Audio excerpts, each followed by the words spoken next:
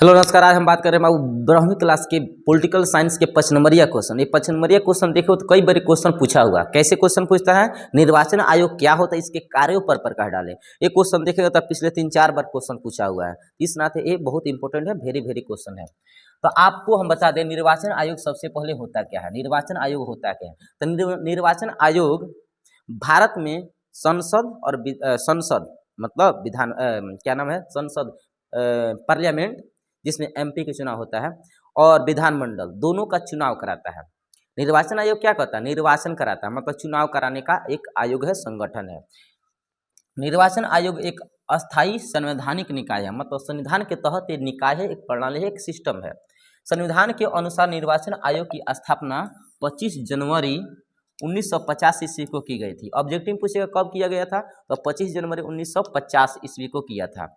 भारत में स्वतंत्र और निष्पक्ष निर्वाचनों की व्यवस्था सुनिश्चित करता है। इसका कार्य क्या होता है, निर्वाचन आयोग का कार्य होता है भारत में निष्पक्ष और सुनिश्चित तरीकों से निर्वाचन कराना, चुनाव कराना, ताकि किसी प्रकार के भेदभाव ना हो। जो भी चुनाव हो लोकतांत्रिक तरीकों से हो, किसी प्रकार की इसमें गोताखोरी मतलब किसी प्रकार के झंझट लफड़ा न हो। संसद, राज्य विधानमंडल, राष्ट्रपति, उपराष्ट्रपति निर्वाचनों का कार्य निर्वाचन आयोग करता है।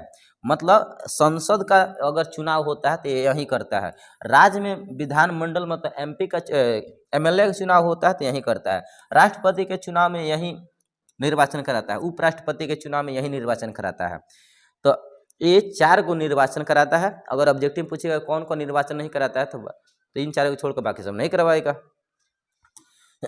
आगे बता देना कि ये जो निर्वाचन आयोग है, निर्वाचन आयोग सबसे पहले 1951 में चुनाव हुआ था। 1952 में इसका रिजल्ट आया। 51-52 में चुनाव सबसे पहले भारत में चुनाव कब हुआ था, 1951 में चुनाव हुआ, 1952 में रिजल्ट आया।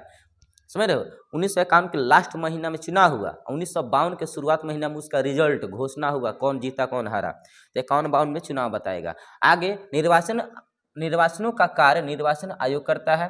भारत में निर्वाचन का उत्तरदायित्व तो निर्वाचन आयोग पर होता है। अगर निर्वाचन से संबंधित किसी प्रकार के मुद्दा, किसी प्रकार के गड़बड़ी होता है तो उसका उत्तरदायित्व मतलब उसका जिम्मेवार कौन होता है, निर्वाचन आयोग होता है।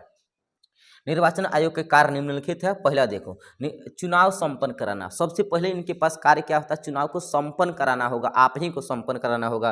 दूसरा बताओगे चुनाव क्षेत्रों में परिसीमन करना। चुनाव क्षेत्र का कहाँ तक आपका परिसीमन, कहाँ तक आपका सीमा रहेगा, निर्धारित कहाँ तक रहेगा, आपका बॉर्डर कहाँ तक रहेगा, ये निश्चित करता है। मतदाता सूची तैयार करता है। मतदाता मत देने वाले जो वोटर लिस्ट होता है ना, उसका सूची तैयार करता है, कौन कौन इस लिस्ट में है कौन कौन नहीं है, और ये जारी भी करता है।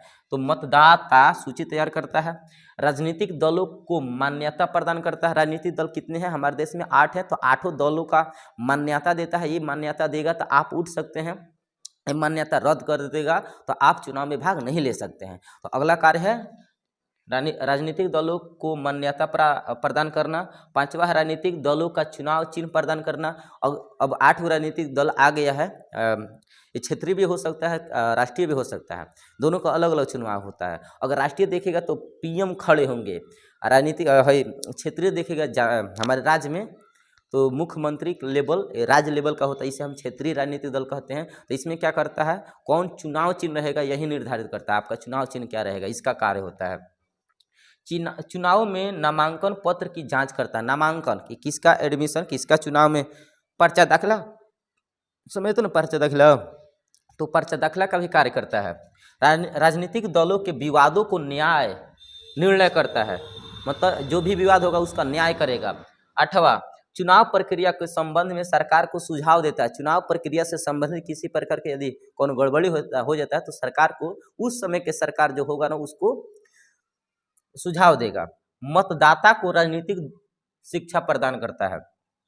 अर्ध न्यायिक कार्य करता है। अर्ध न्यायिक मतलब आधा न्याय ये कर लेता है, आधा न्याय न्यायालय के लिए छोड़ देता है। तो आपको ये बता दे, एक क्वेश्चन आपको पूछेगा 5 नंबर में, तो ये क्वेश्चन आप होशियारी से बहुत आराम से इत्मीनान से आप इस क्वेश्चन को तैयारी कर लो, बहुत महत्व